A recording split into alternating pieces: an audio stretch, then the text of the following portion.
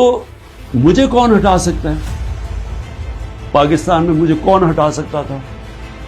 ایک ہی آدمی، general Bajwa. Cipher تو جنرل باجوہ کے لیے اسے بھیجا ہے. تو مجھے وہاں سے پہلے سے ہوتا ہے کہ اب تک ہمیں لوگ کہہ رہے ہیں، مجھے خبریں آتی رہتی تھیں کہ جناب فیصلہ ہو گیا آپ کی گورنمنٹ ہٹانے کو. مجھے رپورٹ آ رہی رہتی، آئی بی والے مجھے آ کے بتاتے تھے کہ جی دیکھیں شہباز شریف کی خفیہ میٹنگ ہو رہی ہیں، بیچ میں ان کے لوگ پڑے ہوئے ہیں، جنرل باجوہ کی کوئی فادر ان لا ان کے گھر میٹنگ ہو رہی ہیں. یہ ساری مجھے خبریں آ رہی تھیں. لندن کسی کو بھجوایا جا رہا ہے. میں مانتا نہیں تھا. میں جنرل باجوہ کو جب تک ہو گئے تھے ہو ہی نہیں سکتا. ہم تو کنٹینیوٹی چاہتے ہیں، اور میں بھی اپنے آپ کو ہوتا ہوں کہ میں مان جاتا تھا. لیکن جب یہ سائفر آیا تو تب مجھے ہوا کہ یہ تو اس کے بغیر ہو ہی نہیں سکتا. پھر سے کون پرائم منسٹر کو ہٹا سکتا ہے سوائے ایک آدمی کے جس کے پاس پاور ہے پاکستان میں. تو پاور ادھر ہی ہے، سپر کنگ ہے. سب پوچھنے والا کوئی نہیں ہے، لیکن پاور ہی پاور ہے. اس کے بعد اگلے دن عدم اعتماد اسمبلی میں ٹیبل ہو جاتی ہے، اور ایک دم ہمارے لوگ ہلنا شروع ہو جاتے ہیں. اور پھر ہمارے اتحادی وہ بھی ایک دم ہمارے سے خوش نہیں ہوتے. لیکن یہ یاد رکھیں کہ یہ ٹائم کون سا تھا؟ یہ وہ ٹائم تھا جب پاکستان کی اکانومی 17 سال میں سب سے بہتر امپروو کر رہی تھی. اکنامک سروے اٹھا کے دیکھ لیں آپ، سارے اکنامک انڈیکیٹر دیکھ لیں، ہم بڑے مشکل وقت سے نکلے تھے. بینکرپٹ اکانومی ملی، 2 سال کرونا آ گیا.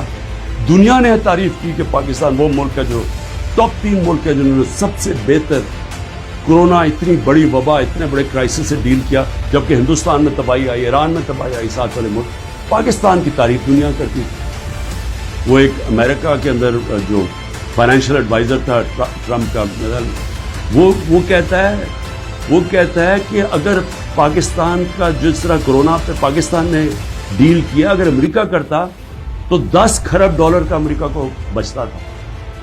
تو ادھر سے نکلے، اکانومی گرو کر رہی ہے، انڈسٹری گرو کر رہی ہے. تو ایک دم یہ عدم اعتماد کدھر سے آ گئی؟ تو جس کو میسج دی تھی اس نے اپنا کام شروع کر دیا. ایجنسیز نے کام شروع کر دی. ہمارے لوگوں کو میسیجز آنی شروع ہو گئی کہ جناب ISI کے لوگ ایکٹیو ہو گئے. مجھے جب آیا، میں جنرل باجوہ کے پاس گیا، میں نے کہا آپ کا لاہور والا جو آدمی ہے وہ ہمارے ایمبینس کو کہہ رہا ہے کہ ہم نے ہاتھ اٹھا لیا ہے، اب آنے والی گورنمنٹ دوسری ہے، یہ شہباز شریف کی. جنرل باجوہ کو اچھا اس نے کہا ہے، میں ابھی اسے فارغ کرتا ہوں. تو یہ ڈرامے ہمارے سے ہوتے رہے. پیچھے سے پورا پلان بنا ہوا تھا. اچھا میں نے پہلے تو میں یہ کہوں کہ مجھے اتنا شرم آئی، مجھے پاکستانی ہوتے ہوئے میں آپ کو سچ بتانا چاہتا ہوں، یہ شرم آئی کہ اس کی جرأت کیسے ہوئی کسی چھوٹے ایک آفیشل کی کہ جو ہمیں اتنی بڑی دھمکی دے دے اور ایمبیسڈر کے ذریعے میسج بھجوائے کہ پرائم منسٹر کو ہٹا دے. لیکن اس کی غلطی ہوئی. شرم یہاں نہیں آ رہی. جن لوگوں کی ذمہ داری تھی کہ قوم کی حفاظت کرنا، جس آدمی کی قومی وقار کو بچانا، قومی غیرت، وہ ساتھ ملا ہوا تھا. اس نے ان کے، یعنی یہ سارا پلان ادھر سے شروع ہوا تھا.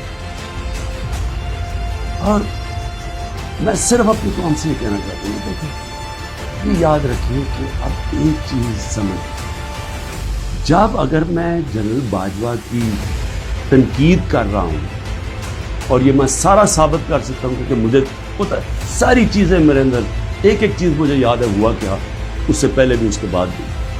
میں پاکستان کی فوج کی تنقید نہیں کر رہا، میں ایک آدمی کی کر رہا ہوں جو غلطی کی جس نے. ہم بہت بڑا ظلم کر رہے ہیں اپنے ملک سے کہ ہم جنرل فیصل نصیر، مجھے پہلے سے پتا تھا کہ میرے اوپر، میں 6 ہفتے پہلے سے لگا ہوا تھا کہ مجھے انہوں نے قتل کرنے کی کوشش کرنی ہے اور دینی انتہا پسند کے نام میری جلسوں کے اندر تقریر ہوتی. تو جب میرے اوپر اٹیمپٹ ہوتا ہے اور میں FIR لگواتا ہوں، مجھے پتا تھا کہ یہ پیچھے سب سے یہ تھا، ماسٹر مائنڈ تھا. اپنی FIR نہیں کٹوا سکا.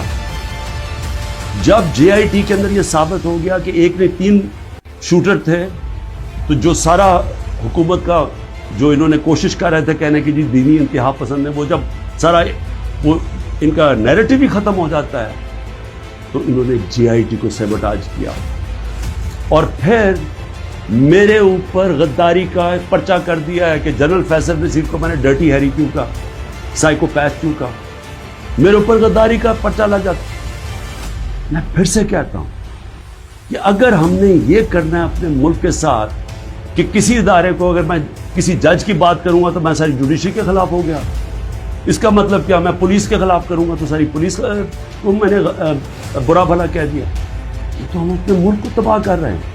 یہ پلیز میری قوم کی آپ یہ سمجھ جائیں ایک بات، اگر معاشرے سے آپ تنقید ختم کرتے ہیں، آپ معاشرے کی قبر کھود دیتے ہیں، کیونکہ اصلاحات ہوتی کیسے ہے، انکوائری کیوں ہوتی ہے؟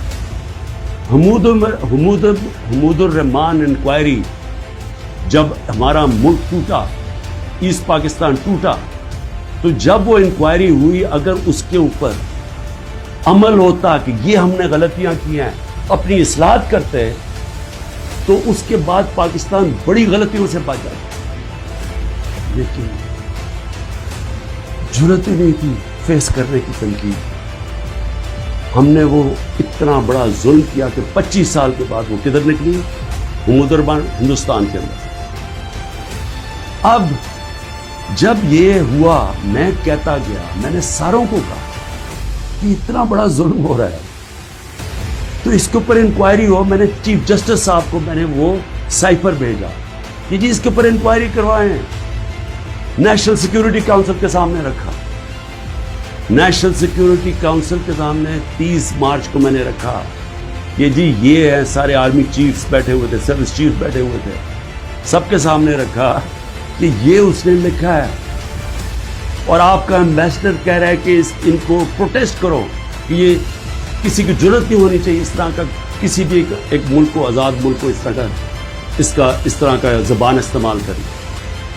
انہوں نے کہا جی ہاں مداخلت تو ہوئی ہے، تنقید کی، امریکہ کو پروٹیسٹ بھی کیا نیشنل سیکیورٹی کاؤنسل میں 30 مارچ کو۔ میں نے پارلیمنٹ میں لے کے گیا کہ ان کیمرہ میٹنگ کروائی، میں نے کہا ان کے سامنے رکھو، اپوزیشن کو لیڈر ہی نہیں آیا اس میٹنگ پہ، شہباز شریف، آصف زرداری، انہوں نے بہت کر دی۔ کیوں کی؟